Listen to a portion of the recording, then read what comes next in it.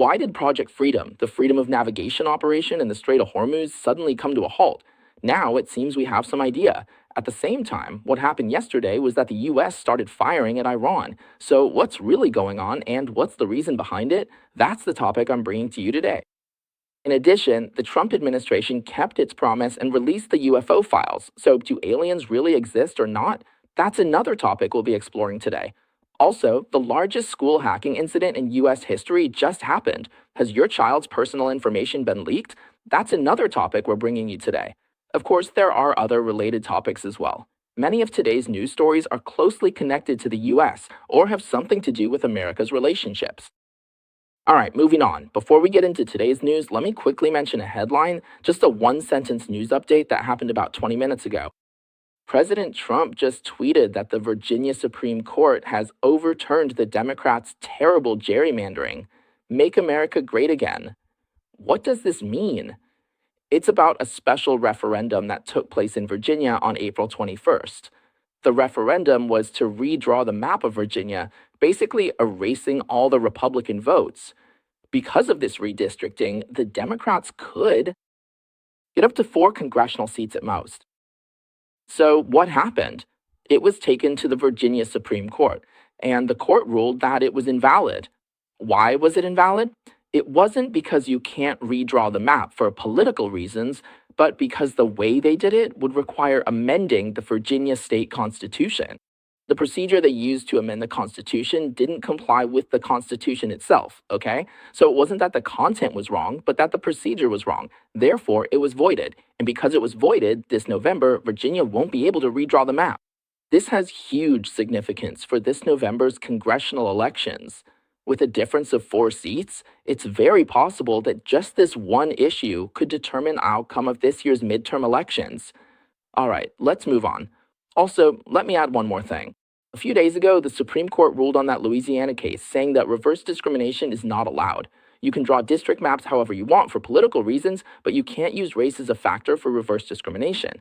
So, this decision will profoundly impact the political landscape of the United States for the next 20 years, including this year's midterm elections. This is a huge advantage for the Republican Party. I already explained this situation in detail to everyone a couple of days ago. All right, with these few words, I just wanted to update everyone on the latest developments. This is extremely important for the political map of the United States. Good news, and welcome to Good Morning America, brought to you by Fangway. Hello to all our viewers on YouTube, and greetings to our listeners on Sound of Hope, Silicon Valley FM 96.1. All right, if this is your first time tuning in to Fang Yang Time, please remember to click subscribe and turn on the notification bell so you can join me every morning to catch up on the latest news. And for our longtime friends, please help me share this subscription with friends who haven't seen it yet. All right, I think after watching my daily content, everyone will feel it's worthwhile. Now, let's get to the main topic.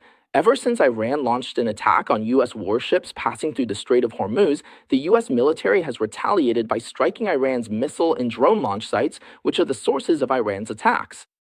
According to the U.S. Central Command, yesterday, 3 U.S. missile destroyers passed through the Strait of Hormuz, heading toward the Gulf of Oman, basically exiting the strait.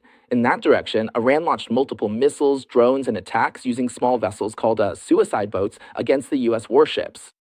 So it's not just a simple matter. There were also a large number of Iranian speedboats that quickly approached the U.S. destroyers, forcing the U.S. warships to open fire to stop them. The two sides ended up engaging in combat for several hours. The U.S. warships, along with supporting aircraft, set up a multi-layered defense. Even though the Iranian attack was intense, none of the U.S. ships were hit. The U.S. military immediately fought back, launching retaliatory airstrikes against Iranian military facilities.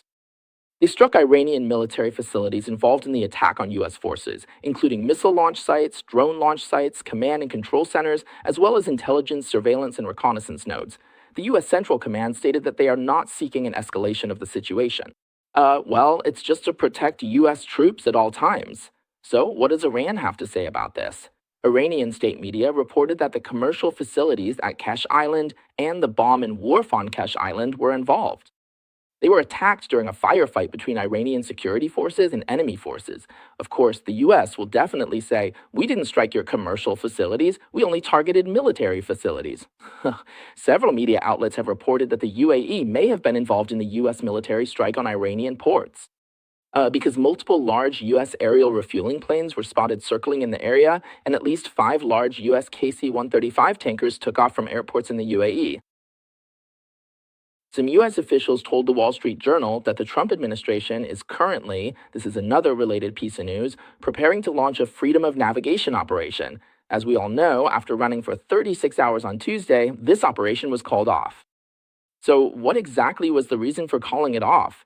It now seems that it was probably because there wasn't proper communication with Saudi Arabia and other Gulf countries. Saudi Arabia, along with Kuwait and others, closed their military bases to the US military, which meant the US couldn't use them. So originally, Saudi officials revealed that because they were worried about the situation escalating, Saudi Arabia and Kuwait initially refused to open their bases and airspace to the US. So what was the result? Well, this is also why President Trump suddenly announced on Tuesday night that this was being put on hold. This was one of the reasons for suspending the operation, but regardless of whether there were other reasons, other possible reasons could be that the risks were too high, or maybe peace was about to be reached and now stirring things up would complicate matters, and so on. But at this point, we can't confirm any of that. However, what we can confirm is that the Allies did not communicate well with each other on this point. That's the current situation. So now, the rear is unstable and needs to be properly addressed. Why does the US absolutely need military bases in Saudi Arabia and Kuwait? These are army bases, and land-based military bases are very important. First of all, we're talking about more than 100 aircraft, and not all of them are from aircraft carriers. Aircraft carriers don't have that many planes. And besides, the carriers also have to carry out blockade missions in the Arabian Sea. So these land-based military bases serve as takeoff and landing sites for fighter jets. The second important point is the ability for large aerial refueling planes to take off and land. While there are refueling planes on aircraft carriers, they're only used to refuel the carrier-based aircraft, and they're not big enough. What the US really relies on is the KC-135, the so-called stratotanker, which is a large aerial refueling aircraft. In addition, there's the KC-46, known as the Pegasus Aerial Refueling Tanker. These are all very large aircraft that can keep American fighter jets in the air for extended periods of time.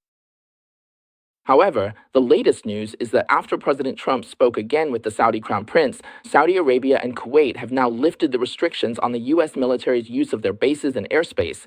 This has cleared the way for Washington to restart its so-called Freedom of Navigation plan to protect the Strait of Hormuz. So this is the latest situation. Of course, this news comes from anonymous Pentagon officials. According to their disclosure, this so-called Freedom of Navigation plan or Freedom Escort operation could very likely be resumed within this week. But at the same time, we saw that the 3 US destroyers were heading out, right? Then, as they were leaving, they were attacked by Iran and then turned back to retaliate. There are also other reports saying that infrastructure related to Project Freedom, or the escort operation, is currently being dismantled. So whether or not they're actually going to do this, we don't know yet. At the moment, it's still unclear. At the same time, here's a quick update on the blockade. Central Command says that at least 73 Iranian or Iran-linked oil tankers have already been denied passage. This has caused Iran to lose about $13 billion in revenue. Trump also said that the maritime blockade is as solid as a wall of steel. Alright, so what's the latest on the negotiations between Iran and the United States? The US has given Iran a single piece of paper, a 14-point memorandum, and is currently waiting for Iran's response. So far, there hasn't been any reply. Secondly, the president of Iran is basically just a rubber stamp. On Thursday, he said, "I met with our supreme leader." Yes, that's Khamenei, or sometimes called Urha, which refers to Khamenei's son. This Paisei, this Zheqiang, that's what it means. He said, "We talked, I spoke with him for 2.5 hours. Basically what he meant was, look, I can get in to see the supreme leader, so what I say actually carries some weight, it has some backing. That's the idea." But anyway, before this, the Iranian president had angrily denounced, well, this is just a rumor. He didn't make any public statements about it either. It's just rumored that he angrily rebuked the Iranian Revolutionary Guard for escalating regional tensions, specifically for recklessly attacking Gulf countries. So he requested a meeting with Khamenei, and obviously, now that the meeting has taken place, it shows that the internal factional struggles within Iran are still pretty intense. Honestly, they're hard to resolve. But do you think the two sides can actually reach an agreement? I've always told everyone that I'm not optimistic, because the gap between the two sides is just too big. It's like they're playing chess, but the difference in skill is huge. They're worlds apart. So I think the main issue still lies with Saudi Arabia. Another interesting development, a small thing, but with a big impact, so it's worth mentioning. This past Wednesday, Trump spoke with von der Leyen. Von der Leyen is the president of the European Commission. In plain terms, she's the head of the EU's executive branch. So, regarding whether Iran should be allowed to have nuclear weapons, Trump said that their views are completely aligned. Trump said, "We both agree that a regime that massacres its own people should not be allowed to possess even a single nuclear bomb capable of causing mass casualties among outsiders." Okay, and in addition, after the US military retaliated, Trump told the media that he was downplaying this exchange of fire, saying that the US's retaliatory strike against Iran was just a light tap. A love tap. So, when asked by reporters whether this meant the ceasefire between the US and Iran was over, Trump said, "No, it's not over. The ceasefire is still ongoing and still valid." President Trump finally warned Iran to reach an agreement with the US as soon as possible. Just like we defeated them again today, if they don't sign the agreement, we will defeat them in an even fiercer and more violent way. So, that's basically the situation. All right, then. Trump went on to say that Iran is led by a bunch of lunatics, not a normal country, and that the United States will absolutely never allow Iran to have nuclear weapons. If I were to speak for the Iranian regime, what they're thinking is we must have nuclear weapons. That's the reason why the two sides can't reach an agreement, in my opinion. Their positions are just way too far apart. Sensational news today. Iran has seized a third oil tanker, and it turns out it's a Chinese vessel. So what's going on? Iran's Revolutionary Guard announced they seized a ship called the Ocean Coin. What does koi or coin mean? When you see koi, it's like the Japanese word for carp, those colorful ornamental fish, koi carp. So ocean koi basically means ocean carp. They're saying it's a tanker that violated regulations. They even released a video showing the seizure and inspection of this tanker. So, as it turns out, this ship is actually a Chinese vessel. Its previous name was Li Jing, or Jingli. Jingli. What does Jingli mean? Does it have anything to do with the gymnastics champion? No, that's Li Ming. Anyway, in any case, this ship was added to the US sanctions list this February. It's a shadow tanker specifically used to help Iran, the Chinese Communist Party, and Russia transport oil under the radar. After being sanctioned by the US, they started making changes. They changed the ship's name and switched its flag. Now it's called something like Ocean Police, Ocean Carp, Ocean Jinli, Jinli Fish, Jinsei Carp, basically Jinli, which means lucky carp. Anyway, to sum it up, this ship comes and goes pretty often. It's said that it loaded oil in the Gulf of Oman. You might wonder, how do you load oil in the Gulf of Oman? Well, that's ship-to-ship transfer. It loads oil from another vessel. And what kind of oil is it? It's high sulfur fuel oil. High sulfur meaning the sulfur from sulfuric acid, so it's already refined fuel oil. Its destination is a port in the United Arab Emirates. Ultimately, Iran hijacked it, so what's really going on? I read a lengthy analysis, but it still didn't clarify anything. It was just a bunch of possibilities and speculation. Maybe it was Iran, maybe it was some internal conflict within Iran. Some factions might say, this ship isn't ours, it belongs to your faction, so even though you want it to pass through, we want to seize it. Or maybe Iran and this ship are just putting on a show together, playing both sides.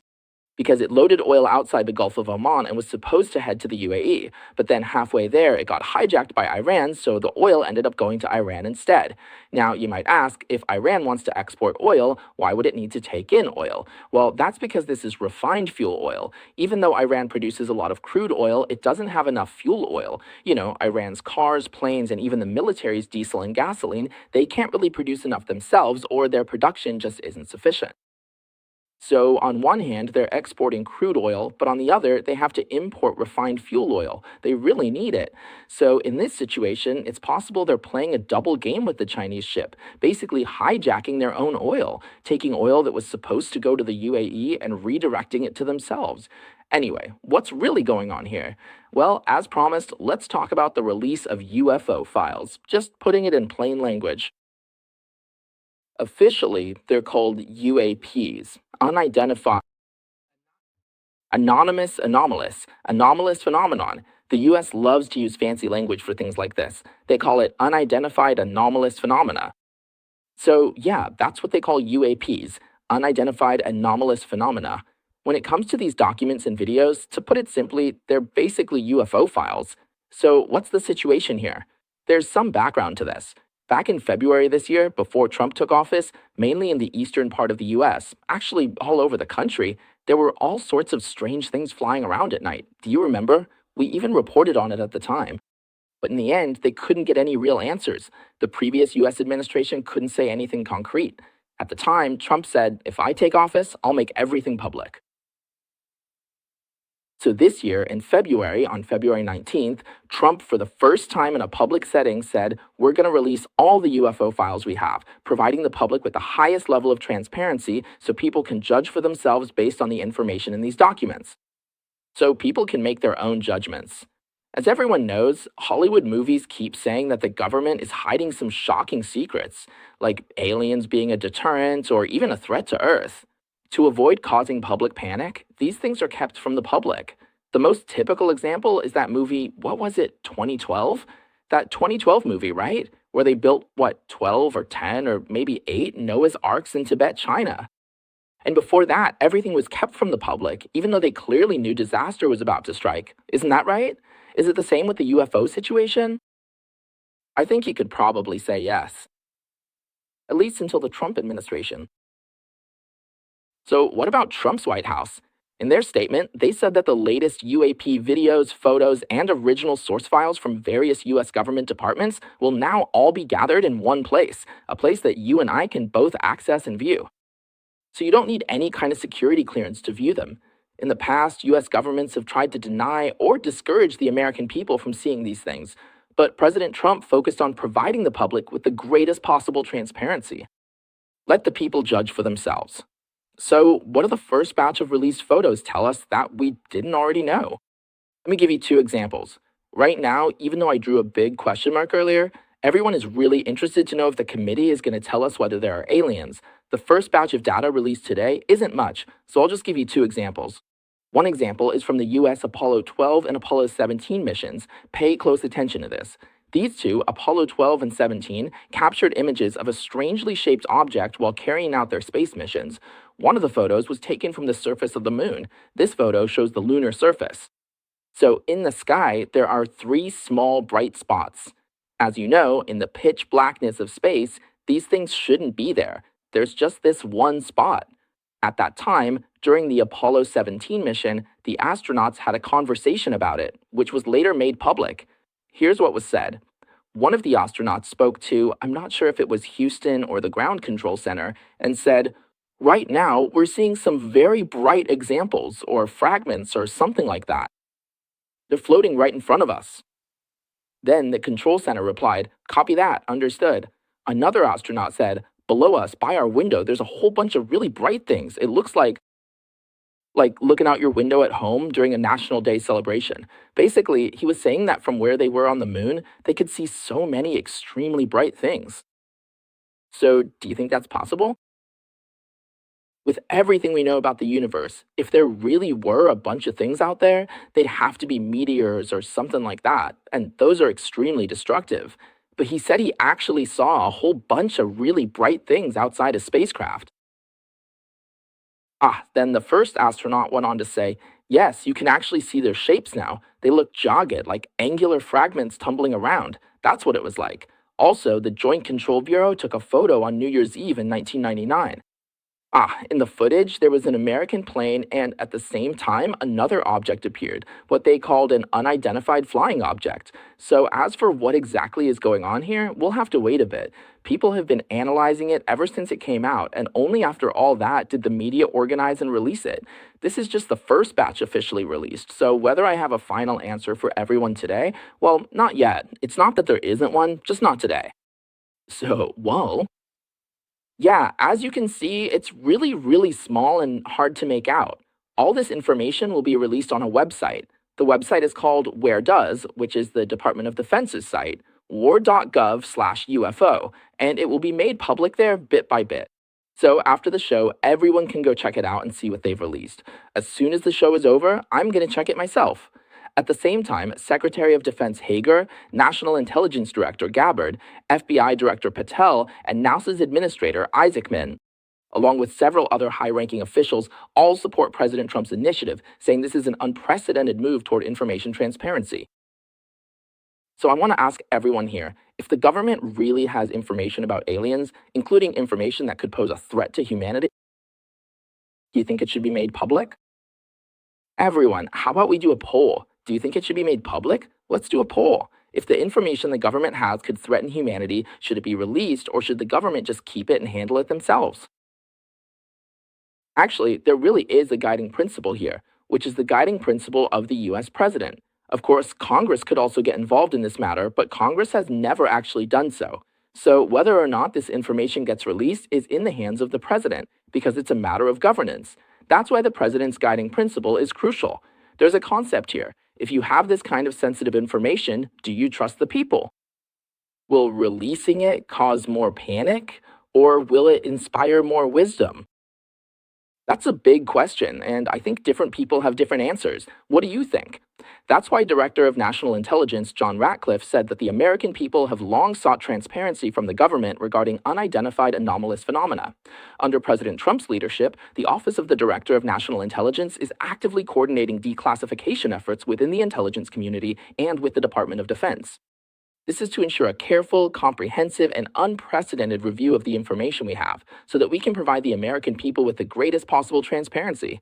What's being released today is just the first step in a series of ongoing joint declassification efforts and part of the ongoing work. Yeah, exactly. So I don't know what everyone else thinks, but if you ask me, if I were the president of the United States, I would make it public. I would definitely release it. But I think the reason you wouldn't release it is obviously because you don't trust the people, right? You don't trust the people. But the United States is a very unique country. In the US, the government comes from the people. Put simply, the government is made up of the people. People come together and form the government. So nowadays, the government is no longer in that mindset. It's less and less like that. That's why a lot of things are kept from the public. At least after President Obama left office, people asked him, this was just this year, if there are aliens. He said there are, but he hasn't seen them. He said he hadn't seen them himself, but he said they exist. So the government knows, but they choose to keep it from the public. So why does President Trump want to make it public? I think it's simple, because now the people themselves are becoming president. In Trump's cabinet, the proportion of people who have never held office before is the highest among all presidents. There are as many as 13 billionaires. 13 billionaires! So now it's the people themselves becoming president, joining the cabinet themselves, and deciding for themselves to open things up for our own people to see. That's how I see this. So why do I support making it public? Because as the old Chinese saying goes, many hands make light work. That is, for a people who enjoy a high degree of freedom and creativity. For the people, if you give them enough information, it's better for the country, not worse. At least that's the case for the United States. Everyone knows. Just look at someone like Elon Musk, just one person, and you can see how powerful his creativity is, right? There are many, many people like that in America. All right, let me know in the comments. I really want to hear your thoughts, aside from just the poll options. Do you think it's better to hide things to protect people and keep them from panicking? Or should information be released as soon as possible? All right, please leave your comments. This is also a reflection of public opinion. I read all your comments carefully, and they really motivate me to keep making these shows. In a way, we're all exploring these important topics for humanity together. All right, now let me talk a bit about the current situation of the Russia Ukraine war. Right now, the Russia Ukraine war is quietly shifting direction, more or less. What's going on? I don't talk about this very often, but I think it's important to share some of the key developments with everyone. So recently, there was a catalyst, a hint from some news. The mayor of Moscow, Sobyanin, just yesterday said that Russia's air defense forces intercepted more than 50 aircraft between 11 a.m. on May 7th and 2 a.m. on May 8th, within a total of 15 hours. As for the drones flying toward Moscow, the Russian Ministry of Defense also announced that within the 4 hours before midnight, they intercepted 95 Ukrainian drones in several regions of central and southern Russia. The Russian Ministry of Defense also said that to commemorate the 81st anniversary of the Soviet Union's victory over Nazi Germany in World War II, since May 8th is the day the German army surrendered to the Soviets, they will unilaterally observe a 3-day ceasefire from May 8th to midnight on May 10th. Meanwhile, Ukrainian President Zelensky said at the 8th European Political Community Summit, this was on May 4th, that Russia, out of fear of drone attacks, has already significantly reduced the number of weapons displayed in the Victory Day parade on Moscow's Red Square. What he meant was that Ukrainian drones might be able to fly over or even take part in the parade. In other words, Russia's capabilities are no longer as strong as they used to be, and this really does represent a significant trend. Traditional warfare comes down to two things. One is tanks, right? For example, armored units. Tanks determine breakthroughs, and the Air Force determines air superiority. So on the ground, you look at the number and strength of tanks, and in the air, you look at the number and strength of the Air Force. But modern warfare has shifted dramatically toward real time reconnaissance by drones. Once reconnaissance is done, they can immediately launch an attack. Their firepower is precise, the cost is extremely low, and they can strike deep behind enemy lines because they're not like regular shells, right? It's nothing for them to fly dozens or even hundreds of kilometers. Drones can fly thousands of kilometers in and strike deep behind enemy lines. This is the kind of threat currently facing Moscow in the central and southern regions of Russia. But overall, Russia still maintains a general advantage in the war, although that advantage is clearly shrinking. As for Ukraine, it's relying on technological innovation and support from the West. This has helped to partially balance out the gap. So right now, you could say that Russia is making slow advances, while Ukraine is launching localized counterattacks. Both sides are in a jagged back and forth struggle. Russia has suffered massive casualties so far. Their losses are 2.5 times Ukraine's, totaling 1.3 million killed or wounded, including 300,000 confirmed dead. Confirmed armored vehicle losses reach 11,400 units. However, Russia has no problem replenishing troops due to its large population. And what about Ukraine? Although Ukraine's casualties are lower, they don't have enough troops. There simply aren't enough soldiers to hold the front lines. Plus, Europe isn't providing enough support either, so Ukraine now mainly relies on its own innovation. So, in a way, each side has its own strengths. Right now, the overall situation is a stalemate. When it comes to drone warfare, both sides have made significant progress. For example, Russia was far behind at first when it came to drones, but later made great strides. The targets each side attacks are different. Russia mainly focuses on hitting power plants, substations, and key points in the local power grid. Ukraine, on the other hand, specifically targets Russia's oil infrastructure, hitting refineries, oil ports, and pipelines, and even striking deep inside Russian territory. This time, the threat has even reached Russia's capital, Moscow. Honestly, the situation here is truly tragic. The casualties are really high, which is extremely regrettable. This is also one of the reasons why President Trump has always tried to stop this war. That's one of the reasons. All right, let's take a look at this next.